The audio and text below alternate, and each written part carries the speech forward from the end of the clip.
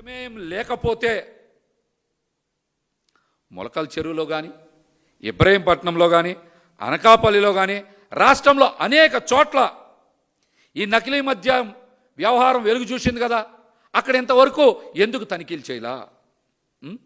ప్రతి షాప్లో కూడా ఎందుకు తనిఖీలు నిర్వహించాలా?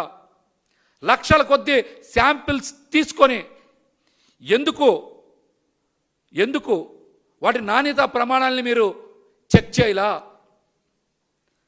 ఎందుకు దాడులు జరగలా? చెప్పండి. ఇవన్నీ కూడా ఈ నకిలీ మద్యం కేసుని మూసేయడానికే చంద్రబాబు నాయుడు గారు నానా ప్రయత్నాలు చేస్తూ ఉన్నారు. ఇప్పటికైనా సరే రాష్ట్ర ప్రజలందరూ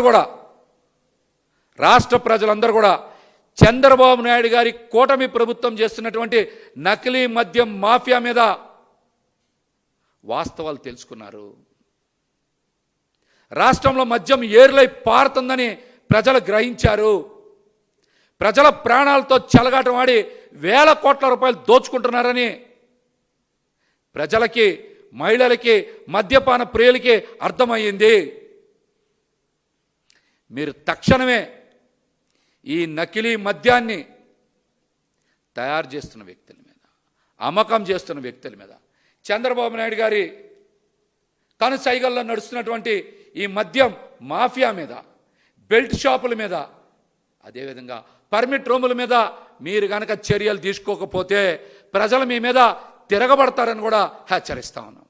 పవన్ కళ్యాణ్ గారు గతంలో మద్యపాన ప్రియుల మీద లేనిపోని ప్రేమ ఒలకబోసి, మరి అప్పుడు కూడా వైసీపీ ప్రభుత్వంలో కూడా నాణ్యమైనటువంటి మద్యాన్ని ప్రతి బాటిల్కి కూడా QR కోడ్ ఏర్పాటు చేసి తనిఖీలు నిర్వహించి ప్రభుత్వ మద్యం దుకాణాల్లో అమ్మకాలు చేస్తే ఇష్టానుసారం అబద్ధ ప్రచారం, అవాస్తవ ప్రచారం చేశారు.